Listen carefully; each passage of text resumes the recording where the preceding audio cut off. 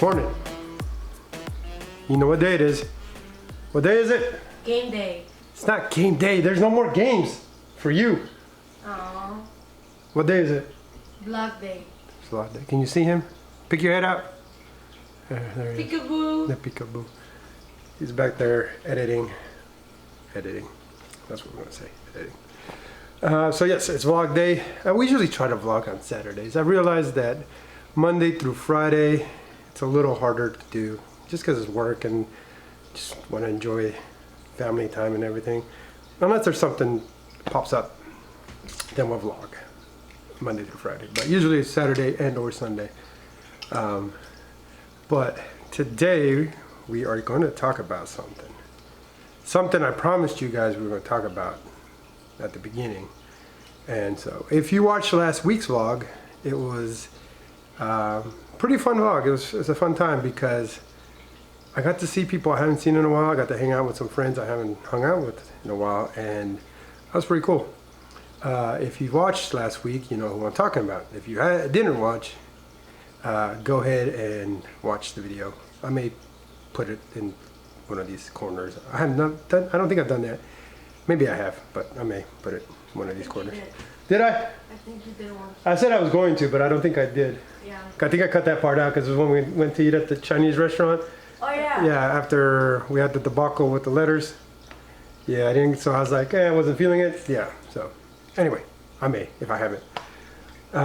But if you did, those friends are friends from my previous life as a news cameraman slash videographer, video journalist, whatever you want to call it. So, news cameraman. If you've watched these videos, you might have seen these young ladies before. If you know who these young ladies are, then you know. If you don't, then let me introduce you to one. Stand by. Which one shall we? Let's go with the first one. Freedom Project. I think it's the one over there. I think it's up here, huh? Yeah. This one right here. These be the first one. She be the first one. So, ta-da! Introduce you to Emmy. Emmy 1. She's a little dusty. I have to dust them. I have to clean her. But yes, Emmy. For those that know. If you don't know, these are a big deal. At least for me. They're a big deal because it's kind of a show of appreciation for the work I've done. This was my first one. It was Outstanding Achievement Special Assignment Report News Single Story / Feature Agente por un Día. Photographer, editor, Doug Zepeda, KXLN, UNIVISION. So I'll put that story here if I can get it. If I can download it, I'll put it here now. Volando y completamente armados, así comienza un día de entrenamiento para los agentes que forman parte de uno de los 16 equipos de respuesta especial que tiene el Departamento de Seguridad Interna Nacional, una fuerza armada que se creó desde el 2003. Es de esta forma como los funcionarios del Departamento de Seguridad Internacional se preparan no solamente para combatir actos de violencia, sino también la delincuencia organizada. Así inició nuestra participación en una agitada rutina en la que la seguridad y agilidades en el manejo de armas de fuego y explosivos son vitales para el cumplimiento de diversas asignaciones. Es un equipo que tiene se utiliza bastantes tácticas y el personal está altamente capacitado para poder hacer este tipo de actividad y el propósito en general es darle a conocer al público en general que este tipo de equipo existe y que estamos preparados para cualquier eventualidad. Los agentes ejercitan una y otra vez tácticas de asalto policial con el uso de armamento y municiones reales para desarrollar la habilidad de preservar sus vidas, y el ser miembro del equipo es para todos una asignación adicional. Todos son agentes especiales que tienen como su responsabilidad diaria de ser investigadores criminales, ¿no? A llevar a cabo investigaciones criminales. Participar en el equipo en realidad es una actividad extra que lleva mucho sacrificio y obviamente mucha voluntad. lugares como este es donde los oficiales del Departamento de Seguridad Internacional pasan 20 horas cada mes preparándose para eventos que podrían afectar la seguridad de sus vidas. Don't move! Extract! Asimismo, los agentes se entrenan para ejecutar arrestos a conductores, tomando en cuenta las amenazas que pueden presentarse en un área desconocida. Según el director Armando Astorga, este equipo sirve de apoyo a todas las divisiones del Departamento de Seguridad Interna Nacional. Cualquiera de los grupos que operan en Houston, y también tenemos la responsabilidad para el sur de Texas, donde no hay un equipo establecido. Entonces, si cualquiera de nuestras oficinas en el sur de Texas, a través de la frontera, necesita el apoyo del equipo especializado, nosotros respondemos. Además, como participante, viví de primera mano cómo son los segundos que anticipan el ingreso oficial a inmuebles, una labor que además de ser muy agitada, requiere de una absoluta coordinación en la protección y resguardo de cada uno de los miembros del equipo. If you just saw it, I was able to download it, that was the story. If I wasn't able to download it, then we're still here. Nothing happened, sorry. I'll figure it out. All this is still kind of new. This one was, I think, the most special one. They're all special, but this one was, I'm going to say, the most special because it was my first one.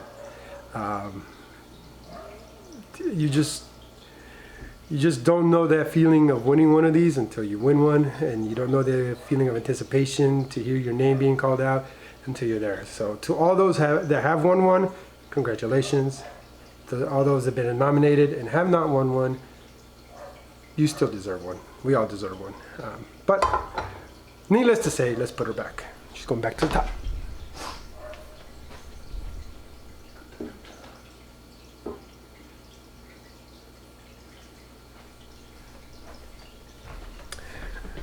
And there's some other awards. There's the Gabriel Award, there's the Lone Star Award, there's 2 medical awards that I got for stories I've done. But that was my previous life as a news cameraman, videographer, photojournalist.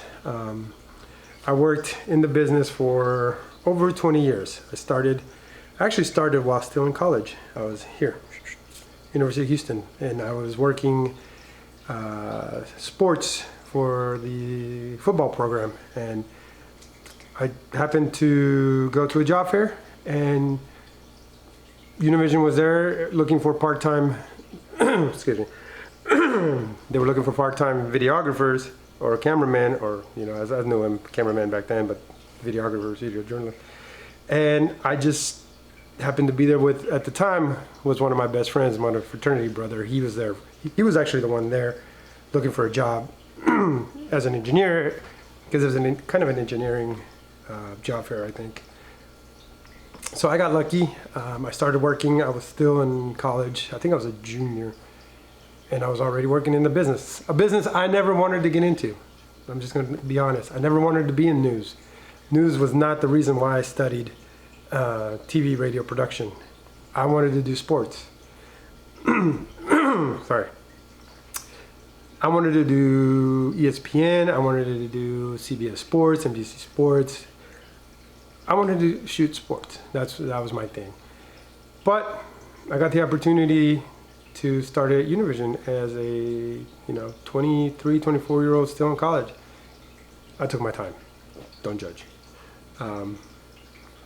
And I never looked back after that. 20 years later, I was still at UNIVISION. Not the same tenure, though. I was there in UNIVISION from 2002 to 2006. From 2006 to 2010, I was at the CW in Houston, CW 39. Then I went to Dallas for a year at UNIVISION, then came back to Channel 13 for a special projects temporary job, hoping it would turn permanent. It did not. 6 months later, they're like, it's not going permanent. So I ended up back at UNIVISION, and I was there from 2012 to 2020, April 20th, 2020, 4/20. My anniversary with my wife, actually. I got the call that I was being let go due to COVID cutbacks or COVID effects of COVID. I was actually out of work since the previous December 2019, because I was out for surgery on my left shoulder. So I was in rehab still. And so I understood. I saw it coming. I'm not mad. I never was mad. I've been wanting to get out of the news business for a while, so it was timely. It was about time, and so I took it as good news. I took it as a fresh start for a new way, a new path. And now I am a video producer director, senior video producer director at HISD, Houston Independent School District, which I love. But we're talking about past, not now. And in those 20 years of news, I covered everything. Good, bad, ugly, fun, happy, sad. I have many memories, good ones and bad ones. I have many stories, good ones and bad ones. But yeah, so that's what I used to do. I used to go out, shoot, rain, heat, cold, hurricane, Ike, Rita, Harvey. I lost everything in Harvey because I was out working for a week straight, so I wasn't home to get my stuff out. Didn't think I was going to flood where I was at, and being at work 24/7 for a week, I was not able to go to an apartment, and everything got flooded. Not because of Harvey, the rain from Harvey, but because they opened up the reservoir, and so that gave me 4 to 6 feet of water in my apartment. So I basically lost everything in my apartment. I lost the original camera I had. So this is camera 2. I lost everything, memories, clothes, everything. So that's part of the sacrifice you make when you're in news. You sacrifice everything. Sacrifice you, time, family, life, your stuff. Everything gets sacrificed because you're doing a job that not everybody can do or will do. So all my people in news, they sacrifice. Whether they work the 9 to 5, whether they work 1:30 to 10:30, work overnights, in the building, out in the building, there's a sacrifice. There's a physical sacrifice, there's a mental sacrifice, there's an emotional sacrifice. We all sacrifice something. We are special people. Most of America probably doesn't think we're special, but we are. We're a special bunch.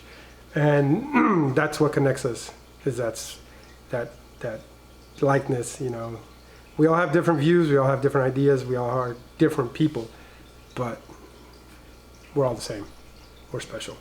And so it was fun to see most of my friends that I hadn't seen in a year, and some of them even more than that.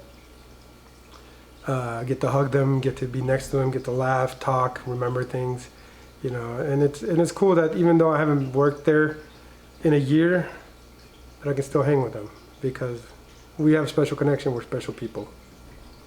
And that includes all my other stations. I have some of my best friends come from working at CW. Matt, Damien, Shannon, Amor. She was at UNIVISION also. So, there's a lot more. I can name off. Alex, actually saw Alex last night. Took the family to the high school football game, and he was there shooting the game. And we talked about this, about life as a news person, and how it's not the same, and how getting out is actually probably the best thing you can do. As special as the job can be, it does take a toll. And I'm glad that I'm out. I do miss it sometimes. I miss the people. I miss the being out in the field and talking with everybody. There's just something about being together with everybody all the time that you miss. To all those that I worked with, managers, reporters, editors, producers, everybody in the building, outside the building, other stations, thank you. It was good times, and I do miss it sometimes, miss y'all, but I'm not going to give up what I have, which is time and family and new memories that I can make with them. So that's the story of me as a former video journalist, photographer, editor, producer, director, No, I never directed. I did produce. I did do assignments early on. I produced a Spanish newscast for a couple of months. I think like 2 months at UNIVISION. The 10 o'clock newscast I produced. I've never produced in my life, and I produced. So a lot of people don't know that. I don't think anybody really knows that. Some of y'all do. I also worked assignments a couple times. I was an editor for a while, and so yeah, live truck operator, all that stuff. But yeah, I miss it sometimes, but not as much as I love life now. So I do miss the friends all the time, and I try to stay in contact. And so beauty of social media is you can stay in contact with people a lot easier than you used to. So that's my story as a news photojournalist, photographer, all that good stuff that I already mentioned. So appreciate you guys sticking around, hearing this story. Hopefully I was able to put pictures and stuff of me out in the field throughout this, and catch you on the next one. You want to say bye? Bye. It says bye. So remember to smash the like button. Subscribe if you haven't subscribed. Hit the bell. Ding, Wait, ding, ding. hit the bell. He's the ding ding ding guy. He needs a haircut, doesn't he? Yeah, he needs a haircut. He's got a helmet for hair now. And comment. We like comments. You like comments? Yes, we read them. We read them. And what else? Tell your friends. Yeah, share it. Share it. Trying to now. Come here. You got me. We got to 100. We're at 102. Trying to now. Next plateau. Next stage is 200. Yep. 200. Oh, by the way, my video, my vlog, my channel popped up on the YouTube homepage twice. I took a screenshot. I'll probably put it here. But I wasn't on my own, I wasn't on the channel homepage. I was on a separate homepage, and it popped up twice. Famous. Not that famous, but I was like, oh, cool. I haven't posted it anywhere, but I'll post the screenshots here. And yeah, so hopefully we can start getting more subscribers. Leave a comment and we'll do a shout out. Shout out, yeah. We're gonna do shout outs now. These kids in there. Whatever. There you go. Anyway, so peace out. Go Cougs. See you next time.